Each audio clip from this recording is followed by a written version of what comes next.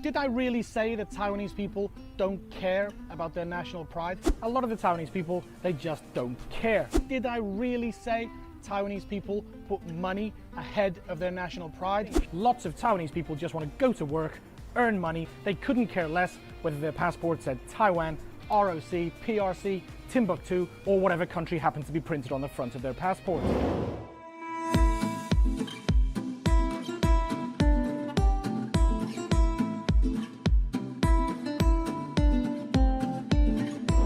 Everybody, welcome back to the channel. My name is Alan. This is My Life in Taiwan, and welcome to one of my favorite places in all of Taiwan. This is Taichung Park.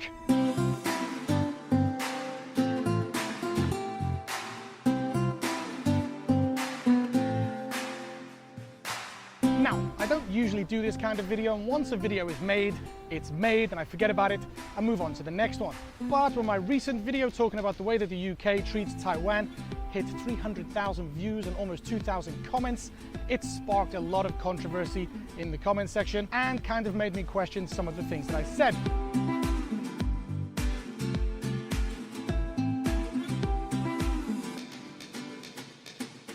So after reading every single one of the 1,950 comments on the video in English and Chinese, thanks to Google Translate, I think it's fair to say that I've never split opinions so divisively before, and I'm here just to clear a few things up. And also, don't forget, I have never once claimed to be an expert on this situation or any other. In fact, I'm just here sharing my humble opinion on the matter and trying my best, as the channel's name suggests, to show you how it affects my life in Taiwan. But I do notice that the more and more I make these kind of videos and the more comments that come in, either positive or negative, directing me to more articles and stories about situations that I'm talking about, then I am actually building up quite a good knowledge of certain situations, and hopefully as I make more and more videos in the future, they'll get more and more better. They'll get better and better, and I'll make fewer and fewer mistakes, as I may have done in my previous video.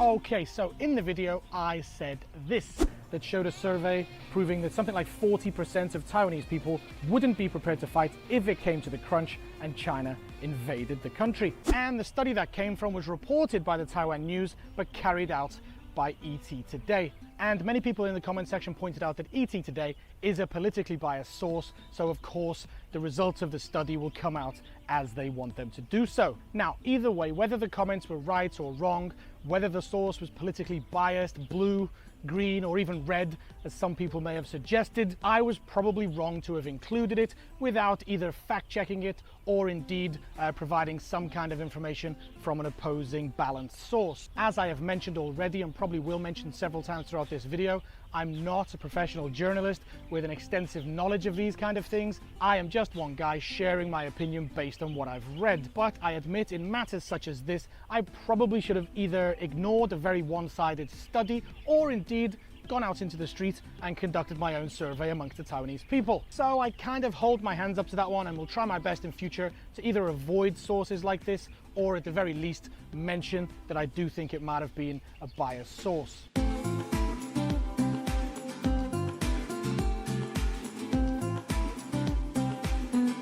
Another point that came up several times in the comment section isn't really a mistake, but it is something that I omitted, but it actually serves to back up the point I was making about the way that the UK pandered to China. And that's the fact that in 1950, the UK was actually the first country to officially recognize the PRC as a country and have done for the past 70 years ever since. Of course, the political landscape has changed drastically over the past 70 years, and there's probably a whole other video to be made about the specific relationship between the UK and the PRC that I can make in future, but I still think it's worth mentioning in this video just because so many people mentioned it in the comment section of the video we're talking about.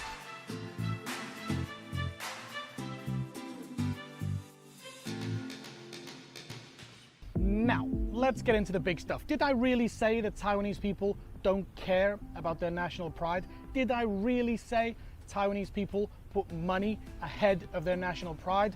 Well, The fact that I said that Taiwanese people don't care about Taiwan's international status and instead only care about earning money for their families, well, I absolutely didn't mean that as a negative point. And I wasn't talking about the greedy, money-hungry people that will screw over others to make money. I'm talking about people who have a very similar thinking to me. And if someone gave me the very unlikely ultimatum of my son being hungry or changing my passport to North Korean in order to feed him, then I'd absolutely do it in a heartbeat. Blood is thicker than water where I come from, and it certainly is here in Taiwan, and we all do whatever is necessary to protect our loved ones, especially our children. And Taiwanese people are absolutely no different.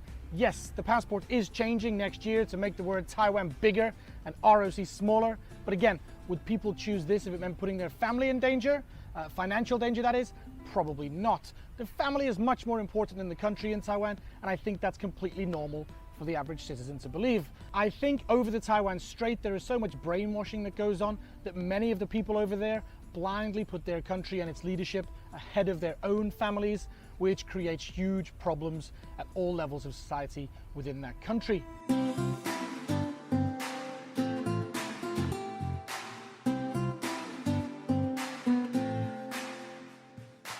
Now, as well as correcting those oversights I may have made, I also want to highlight what I think was the most common response among the comment section, and that was the people who replied, "We do care, but what can we do?" Conveying a sense of hopelessness that because of China's immense size and Taiwan's relative tininess, then what can be done to change anything? And yes, I kind of agree that Taiwan in itself cannot really do much, but that's exactly the point I was trying to make in the video.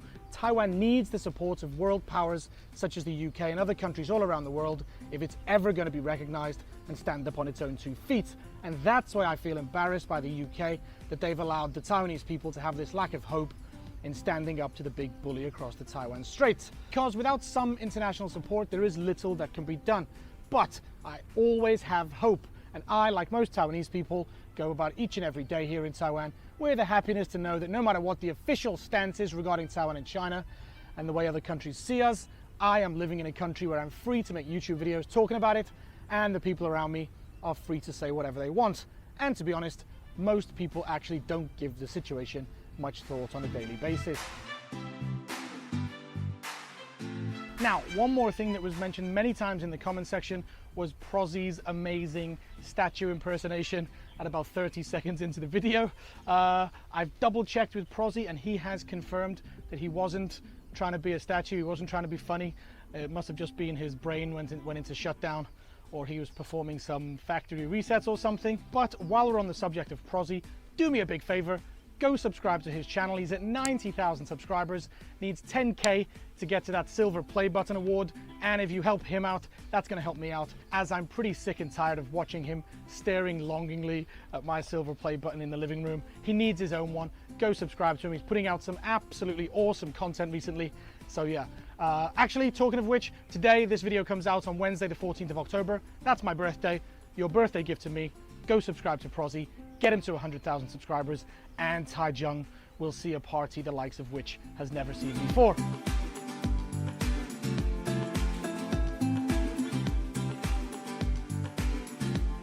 Okay, so let's please remember that all of my videos are quite subjective and based upon my opinion and view of certain situations. I will try to get the facts as correct as possible, but I'm also just happy to admit I'm just one man trying to research these topics by myself with no journalistic experience, and I just got sprayed by the water, and just want to stay true to the channel's name, the channel's ethos of sharing as many different things that affect my life here in Taiwan. I'm going to make mistakes and I'll say things that piss people off. Even huge news corporations tend to make mistakes. CNN, BBC of course. They'll all make mistakes on a regular basis, so please forgive me if it happens on this channel once in a while. Having said that though, I do want to try better and improve in order to show the subscribers of the channel the respect they deserve. So I always welcome comments in whatever form they come, positive or negative. So please feel free to do the same on this video and let me know what you think.